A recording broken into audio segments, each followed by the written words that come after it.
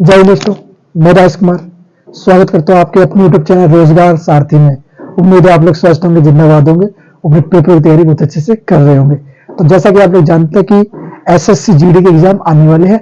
Exam करीब ही है, करीब मार्च में एग्जाम आप लोगों के हो जाएंगे। ओके, तो हम लोग क्या कर रहे हैं, तो जैसा कि मैं बोल रहा था कि आप लोगों के एग्जाम मार्च में होने वाले हैं। ओके, तो एग्जाम के पॉइंट ऑफ व्यू से हम लोग क्या करवा रहे हैं, आप लोगों को एसएससी जीडी की तैयारी करवा रहे हैं। एसएसजीडी में क्या करवा रहे हैं, एसएसजीडी में हम लोग जीके का जितने भी पोर्शन आता है जीके का, वो सारा पोर्शन हम लोग करवा रहे हैं। तो जैसे अभी हम लोग चला रहे क्या, अभी हम लोग हिस्ट्री करवा रहे हैं आप लोग हैं। फिर बाद में हिस्ट्री के बाद हम लोग करवाएंगे, हिस्ट्री के बाद आपको political, geography, economics, static GK और करंट अफेयर भी रोजाना वीडियो आ रही है। सुबह 8 बजे से सुबह 6 से लेकर 8 के बीच में अपलोड कर दी जाती है। तो वो लोग आप लोग जाके चैनल पे देख सकते हैं सुबह सुबह। ओके, तो ये बात हुई इसके बारे में। अब हम बात करते हैं अपने टॉपिक के बारे में। हमारा टॉपिक क्या चल रहा है, अभी हम टॉपिक पहले पढ़ चुके थे हम लोग गुप्त वंश। अब हम पढ़ेंगे गुप्त वंश के बाद वाले, अब हम पढ़ेंगे क्या, पुष्यभूति वंश। अब हम पुष्यभूति वंश के बारे में जानेंगे। पुष्यभूति वंश क्या है, जिसको थानेश्वर का पुष्यभूति वंश भी कहते हैं। तो थानेश्वर का पे हरियाणा में है। तो ऐसे ऐसे हम इसके बारे में सारी चीजें जानेंगे, कैसे क्या था, कौन कौन से राजा हुए इसमें, तो सारी चीज जाने। तो चलिए शुरू करते हैं। तो आते हैं पहले, हम क्या पढ़ रहे हैं, इतिहास। इतिहास में हम किसको जानने वाले हैं, इतिहास में हम जानने वाले हैं पुष्यभूति को। पुष्यभूति वंश ये कहाँ पे, ये थानेश्वर में भी था। और कहाँ पे, थानेश्वर,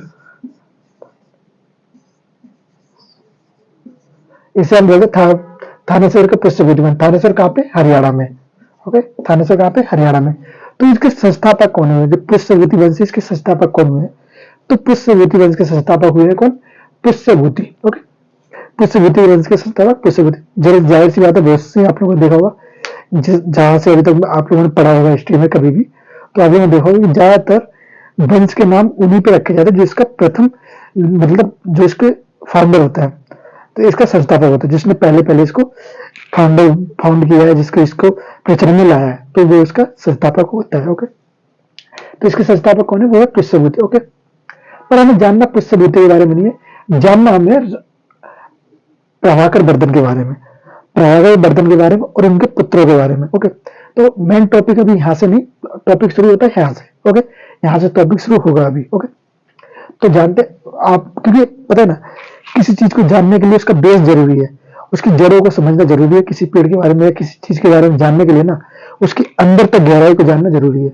अगर मैं डायरेक्ट यहाँ से बताऊंगा तो आपको ये पता नहीं रहेगा, है ना। भले ही पेपर में नहीं आता, फिर भी याद रखना जरूरी, क्या पता इस बार दे दे, है ना। तो ऐसे इसलिए इसको याद रखना जरूरी है। ओके, तो प्रभाकर वर्धन, ओके, इन्हें सामंत सामंत सामंत थे। ये सामंत थे किसके, ये सामंत थे अवंती वर्मा के। ओके, किसके, अवंती वर्मा के। अवंती वर्मा क्या, अवंती वर्मा मोखरी मोखरी वंश का व्यक्ति था। कौन, अवंती वर्मा मोखरी वंश का व्यक्ति था। ओके, मोखरी कहाँ पे, ये जो कन्नौज है ना, कन्नौज, आप लोग मैप पे आइए, मैप देख रहे हो, हाँ ये मैप देखो, जैसे ये कन्नौज है, यहाँ पे कन्नौज था, तो कन्नौज में ही एक वंश हुआ करता जिसका नाम है मोखरी वंश। तो यहाँ पे ये लोग इसके सामंत थे। ओके, तो अब बात आती है, अब बात करते हैं प्रभाकर वर्धन के बारे में। प्रभाकर वर्धन के 3 पुत्र हुए, 2 पुत्र 1 पुत्री। ओके, तो उसमें से ये तो इनकी, ये पुत्र था, ये राज्यवर्धन और ये हर्षवर्धन। राज्यवर्धन बड़ा पुत्र, हर्षवर्धन छोटा पुत्र। ओके, और ये इनकी, इन दोनों की बहन, किसकी, राज्य, वो हर्षवर्धन और राज्यवर्धन की। ओके, ये बहन थी। तो बात आई यहाँ पे, तो प्रभाकर वर्धन के सामने, तो बात आई यहाँ पे, क्योंकि अब इसकी बात चल रही थी, तो ये प्रभाकर वर्धन की एक समय बात चली, तो बात आई कि अब राजा कौन बनेगा प्रभाकर वर्धन के बाद। तो जो हर्षवर्धन है ना, हर्षवर्धन को राजा बनने में कोई उत्साहित नहीं था, कोई इसको मन नहीं लगता था, ना राज्यवर्धन राजा बनना चाहता था। तो स्थिति कुछ ऐसी आई कि राज्यवर्धन को राजा बनना पड़ा। ओके, तो वो जानते हैं वो स्थिति क्या थी जिसमें राज्यवर्धन को राजा बनना पड़ा। ओके, तो चलिए जानते हैं। जैसे कि आप जानते हैं, प्रभाकर वर्धन के समय, प्रभाकर वर्धन जो था, तो उनके समय हुणों का वो आक्रमण हुआ। हुणों का जब आक्रमण हुआ, आक्रमण किया गया, जिसका दमन करने के लिए, जब हुणों का आक्रमण हुआ तो जिसका दमन करने के लिए क्या किया गया, इसका दमन करने के लिए राज्यवर्धन, राज्यवर्धन जिनका छोटा पुत्र था, इसको यहाँ पे भेजा गया। क्यों भेजा गया, भेजा इसलिए गया कि ये जाएगा तो वहां पे थोड़ा युद्ध नीति के बारे में सीखेगा तो समझेगा युद्ध नीति क्या होती है। पर इसने कुछ उल्टा ही किया। इसने क्या किया, जाके वहां पे खेलने लगा, बोल सकते हैं शिकार करना शुरू कर दिया इसने। वहां पे जाके शिकार करने लगा, तो इसने युद्ध में कोई भाग नहीं लिया। ओके, तो इसने भाग नहीं लिया तो ये युद्ध में कोई भाग नहीं लिया, तो फिर ये शिकार करने लगा। ये जब शिकार कर रहा तो बात आई एक सामने कि जो इसके पिता थे उनकी मृत्यु हो गई। मृत्यु के बारे में जानकारी किसने दी, उसके बारे में हम लोग पूरा भी जानते हैं। पहले मैं इसको मिटा दूं फिर मैं बताता हूँ। अब जानते हैं इससे आगे, जो मैं बता रहा था आपको कि किसने इन्फॉर्म किया कि आपके पिता की हत्या हो चुकी है। तो जैसे कि राज्यवर्धन और राजश्री और हर्षवर्धन, ये तीनों भाई बहन थे। ओके, तो राजश्री के पति कौन थे, वो थे ग्रहवर्मन। इनके बारे में थोड़ी मैं आगे बताऊंगा, पहले जान लेते इनके बारे में। ओके, तो कुराक दूत, एक कुराक दूत था जिसने क्या बताया कि पिता की मौत के बारे में। किसकी पिता की मौत के बारे में किसको बताया, ये राज्यवर्धन को इसने बताया कुराक दूत ने कि तुम्हारे पिता की मौत हो चुकी है। इसको याद करने के लिए नहीं है, पेपर में नहीं आता, पर आप लोग एक रख सकते हैं अपने दिमाग में कि हाँ ये काम के लिए है। तो आप लोग अब इसको अपने दिमाग में रख सकते हैं कि हाँ ये थोड़ा बहुत काम के लिए, पर पेपर के लिए नहीं। ओके, तो आ जाता कि पिता की मृत्यु की जानकारी किसने दी, तो वो था कुराक दूत। ओके, कुराक दूत ने इसके बारे में बताया। तो बात आती है यहाँ पे, अब बात करते हैं यहाँ पे। तो यहाँ पे आई मैप पे, आइए मैप पे आती, ये था कन्नौज, यहाँ पे था कन्नौज। ओके, कन्नौज पे शासन जिसका था तो वही ज्यादातर प्रभावकारी होता था, मतलब उसके पास ज्यादा शासक या शक्ति होती थी। ओके, यहाँ पे था बंगाल, और यहाँ पे एक राजा हुआ करता था देवगुप्त। देवगुप्त कहाँ का, मालवा का शासक। कहाँ का, मालवा का शासक देवगुप्त। देवगुप्त ने एक दिन क्या किया कि ये जो ग्रहवर्मन है ना, ग्रहवर्मन की हत्या कर दी। एक दिन युद्ध कर लोगों में, तो इसने ग्रहवर्मन की हत्या कर दी। ग्रहवर्मन की हत्या करने के बाद उसकी जो बहन थी प्लस राजश्री, उसको कन्नौज में कैद कर दिया या अपहरण कर लिया उसका। ओके,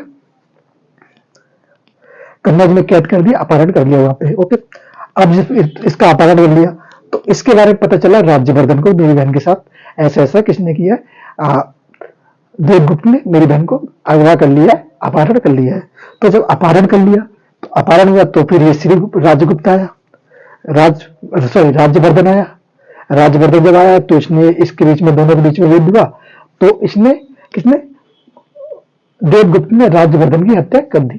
किसने, देवगुप्त ने राज्यवर्धन की हत्या कर दी, तो राज्यवर्धन की अभी मौत। राजवर्धन की पहले तो प्रभाकर वर्धन की मौत होगी, इसके पिता की मौत हो चुकी थी। उसके बाद किसकी, राज्यवर्धन की मौत हो गई। राज्यवर्धन की भी मौत हो गई, किसने कर दी, देवगुप्त ने। ओके, तो अच्छा एक बात बताइए कि जो राज्यवर्धन, उसकी माता का नाम क्या है, तो उसकी माता का नाम है यशोमती। जब इसके पिता की मौत हो गई, प्रभाकर वर्धन की जब मौत हो गई, तो इसकी जो माता थी यशोमती, वो भी सती हो गई। अब यहां से हमें एक बात जानकारी मिलती कि पहले भी सती प्रथा चलती थी। ओके, तो सती प्रथा यहां भी प्रचलन में थी। ओके, अब जानते हैं राज्यवर्धन। राज्यवर्धन ने देवगुप्त को मारा, राज्यवर्धन ने देवगुप्त की हत्या कर दी। तो देवगुप्त ने क्या किया, देवगुप्त ने हत्या कर दी किसकी, देवगुप्त ने हत्या कर दी, देवगुप्त की हत्या हो चुकी। फिर एक आया शशांक, शशांक ने हत्या कर दी है किसकी, राज्यवर्धन की।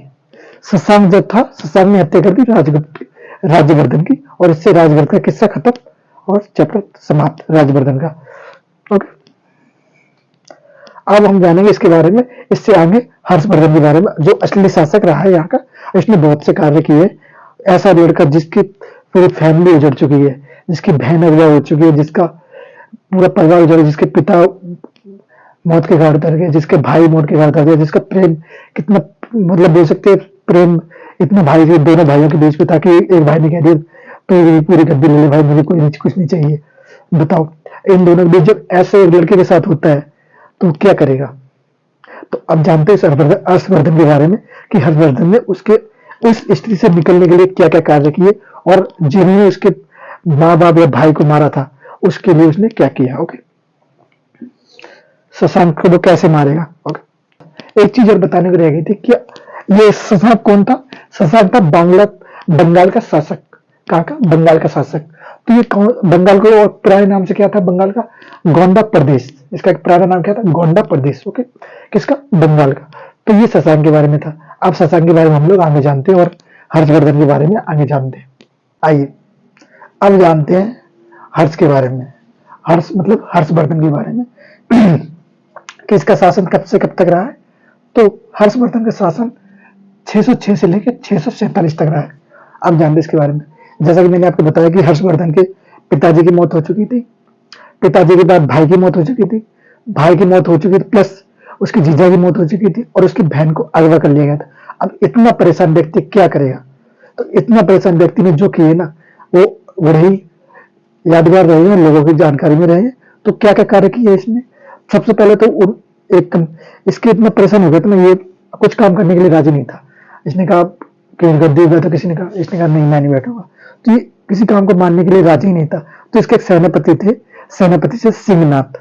कौन? सेनापति सिंहनाथ। उसने इन्हें समझाया, उसने इनसे कहा कि ऐसे अगर उदास रहोगे तो कैसे काम चलेगा। तुम्हारे फैमिली वालों को जिसने मारा है तुम उससे पहले अपना बदला तो लो, अपना बदला लो, उसको मारो, क्योंकि ऐसे उदास बैठने से क्या फायदा है। तो जब इसने समझाया, किसने? सिंहनाथ ने जब इसको समझाया हर्षवर्धन को, तब ये इसकी बात माना। तब इसने अपने युद्ध और अपने जिसकी इसके फैमिली को उजाड़ा था उनको इसने मारना शुरू किया। तो जानते हैं इसके बारे में थोड़ा। पहले इसके बारे में स्टोरी थी, बता दी। अब जानते हैं इसके बारे में। हर्षवर्धन का जन्म कब हुआ? हर्षवर्धन का जन्म हुआ 590 एडी में। कब? 590 एडी में। ओके। हर्षवर्धन गद्दी पर कब बैठा?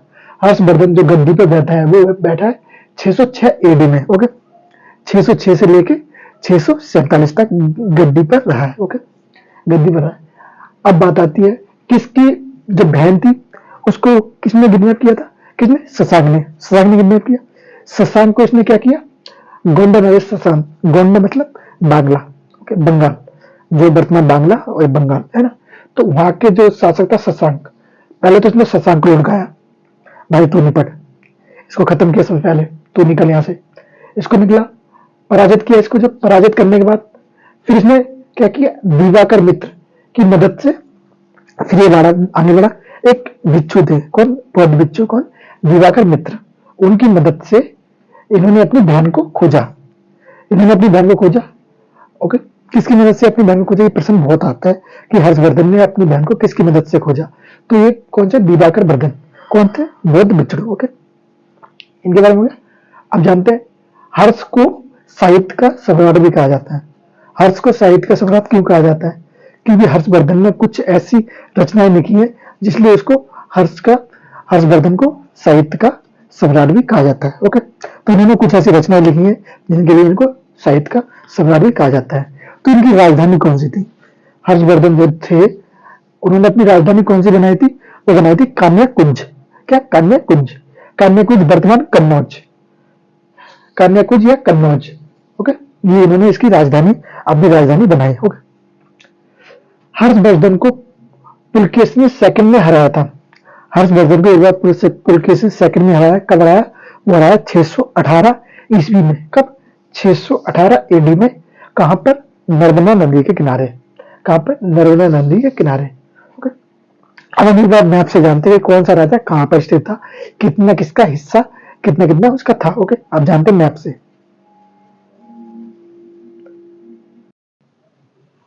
आइए अब जानते हैं मैप के बारे में। मैं बता रहा था कि मैप से हम समझेंगे कि कौन से राज्य का कितना, किस राजा का कितना हिस्सा था भारत में। तो हम जानते, पहले जानते हैं कि जो ऐसे ऐसे लकीर लकीर लकीर ये है ना, ये सारा एरिया, ये सारा एरिया किसके कब्जे में था? ये था कन्नौज के कब्जे में। और कन्नौज पे राजा कौन था? कन्नौज पे राजा था हर्षवर्धन। तो ये किसके कब्जे में हो गए? ये कब्जे में हो गया हर्षवर्धन के कब्जे में। ये इतना इतना एरिया यहाँ से लेके ये सारा एरिया, ये सारा एरिया किसके कब्जे में था? ये था कन्नौज में। कन्नौज मतलब हर्षवर्धन के कब्जे में, क्योंकि कन्नौज पे शासन किसका था? हर्षवर्धन का। तो जाहिर सी बात ये सारा कब्जा हर्षवर्धन का था। और यहाँ पे जो कश्मीर में था, कश्मीर वाला हिस्सा जो आप ऐसे ऐसे ये देख रहे हैं, ये कश्मीर वाला जो हिस्सा था वो किसके कब्जे में था? कश्मीर वाला जो हिस्सा था वो था दुर्लभ वर्धन के कब्जे में। किसके? दुर्लभ वर्धन के कब्जे में। ओके, कश्मीर वाला हिस्सा, ये वाला हिस्सा इनके कब्जे में था। ओके, अब और किसके कब्जे में था? ये वाला जो ये बोलते थे गुजरात वाला जो हिस्सा था ना, तो गुज्जर बख्तियार कहाँ पे रहते थे? ये लोग रहते थे गुजरात में। कहाँ पे इनका शासन था? वो था गुजरात में। तो ये लोग कहाँ पे? गुजरात में शासन करते थे। तो इनका ही राजा था यहाँ पे। उस समय राजा कौन था? गुर्जर पृथ्वीराज का वो था दद्दन। ओके, कौन सा? दद्दन। ओके, दद्दन। यहाँ पे एक छोटा सा ये दिखाई दे रहा होगा आपको, छोटा सा इलाका, ये था बल्लवी। यहाँ पे बल्लवी, यहाँ पे बल्लवी वाले लोग शासक का शासन हुआ करता था। ओके, ये थे बल्लवी। ओके, और फिर यहाँ पे नीचे आते हैं दक्षिण की तरफ। दक्षिण में कौन था? तो दक्षिण में थे चेर। एक तरफ चेर और दूसरी तरफ पांड्या। दक्षिण का जो हिस्सा था, ये छोटा सा हिस्सा, ये किसके कब्जे में था? ये था चेर और ये थे पांड्या के कब्जे में। और ये कुछ हिस्सा जो इसके दक्षिण से थोड़ा ऊपर जाएंगे तो ये कुछ पल्लवों के वश में, सब किसके हाथ में था? पल्लवों के हाथ में। तो पल्लवों का शासक कौन था उस समय? तो पल्लवों का शासक था उसमें महेंद्र बर्मन। सॉरी, कौन था? महेंद्र बर्मन। उस समय शासक कौन था इनका? महेंद्र बर्मन। ओके, तो अब बचा ये वाला हिस्सा। ये वाला हिस्सा किसके कब्जे में आ जाएगा? ये आ जाएगा पुलकेशिन सेकंड के कब्जे में। जब इसने, पुलकेशिन सेकंड कौन है? जिसने हर्षवर्धन की हत्या करेगा। हर्षवर्धन की हत्या करने के बाद ये वाला भी हिस्सा अपने में हत्या लेगा। ओके, तो किसने पुलकेशिन द्वितीय, वो हर्षवर्धन की हत्या करी थी, तो वो था पुलकेशिन द्वितीय। कहाँ का शासक था? ये था कहाँ का शासक बनेगा? ये बाद में बनेगा कहाँ का? ये बनेगा कन्नौज का शासक। ओके, अब कुछ हिस्सा यहाँ पे ये किस वंश से संबंधित रखता था? पुलकेशिन द्वितीय ये रखता था चालुक्य वंश से संबंधित। किस वंश से? चालुक्य वंश से। ओके, ये तो होगी मैप पे राजाओं की बात कि कौन से राजा का कितना हिस्सा मैप में कहाँ पे था भारत में। एग्जिट मैप नहीं बना पाया पर जितना है वो आपको समझाने के लिए काफी है। ओके, तो एग्जिट तो नहीं बना पाया क्योंकि पता नहीं कि मैंने कुछ जगह वहीं पे है, ज्यादातर जगह पे लगाया थी, तो आप लोग समझ जाइए। ओके, चलिए अब आते हैं इसके बारे में और जानते हैं हर्षवर्धन के नाटक, उनकी उपलब्धियां और उन्होंने क्या क्या कार्य किए। आइए दोस्तों, जैसे मैंने बोला था कि अब जानते हैं इनके नाटकों के बारे में। तो हर्षवर्धन के क्या क्या नाटक हुए हैं, कौन कौन से इन्होंने नाटक लिखे हैं। तो हर्षवर्धन, जैसे मैंने कहा था ना कि अभी आपसे, हर्षवर्धन को साहित्य का सम्राट कहा जाता था, तो इसीलिए इन्हें साहित्य का सम्राट कहा जाता है। इनके नाटक क्या कहते? तो क्या, एक नागानंद नाटक था, दूसरा रत्नावली, तीसरा प्रियदर्शिका। कौन कौन से? इन्हें प्रियदर्शिका के नाम से बुलाया जाता था। किसको? हर्षवर्धन को। तो इनके ये 3 नाटक थे। बोला जाता है कि इन नाटकों का लिखने का श्रेय कभी धावक या धोई को दिया जाता है। इन नाटकों को लिखने का श्रेय ना किसी एक कवि है, कभी धावक को दिया जाता है। पर सही मायने में अगर ज्यादा डीपली अगर पढ़े ना, और जो बोल सकते हैं जो इतिहासकार है, उन्होंने जब डीपली पढ़ा तो उनको पता चला कि ये हर्ष के ही लिखे हुए हैं, क्योंकि इनके जो नाटक है इनके बारे में ही ज्यादातर बातें कही गई हैं।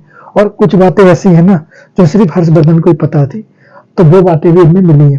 तो इससे ये अनुमान लगाया गया कि ये हर्षवर्धन ने खुद ही लिखी है।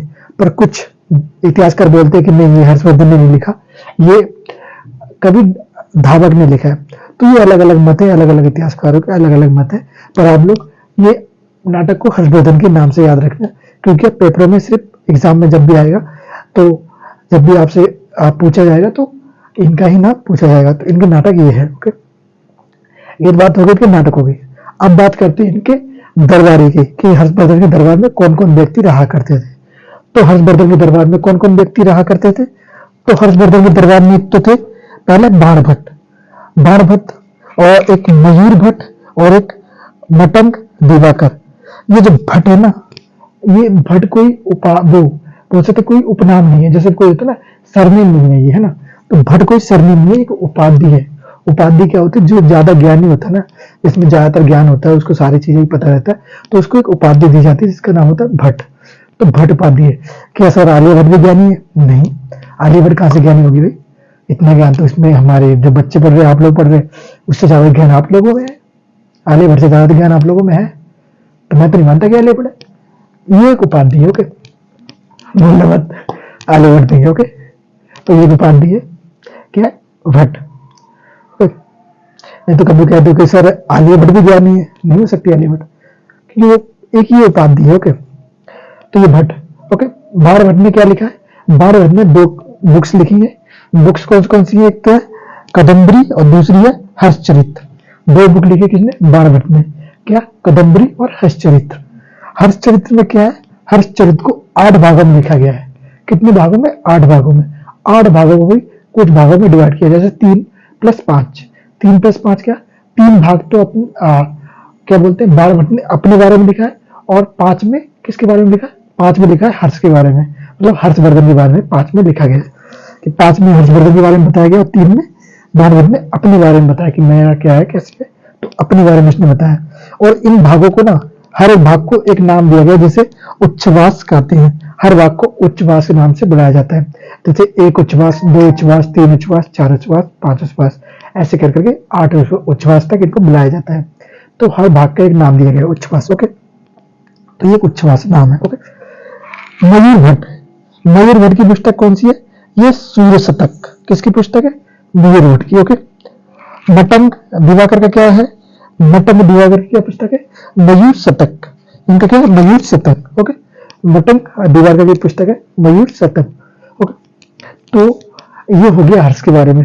हर्ष के बारे में और भी कुछ है, वो मैं आपको नेक्स्ट वीडियो में बताऊंगा, क्योंकि अगर इस वीडियो में बताऊंगा तो वीडियो बहुत लंबी हो जाएगी और आप लोग नहीं देख सकते। ओके, क्योंकि एक जो कैपेसिटी होती है पढ़ने की, मैक्सिमम आधा 1 घंटा होती है, फिर उसके बाद आपको रेस्ट चाहिए होता है। लगातार आप लोग 1-1.5 घंटे नहीं पढ़ सकते हो, जिस लेवल पे अभी आप हो। अगर आप यूपीएससी की तैयारी करते हो तो मैं मान सकता हूँ कि हाँ, इतना पढ़ सकते हो आप लोग।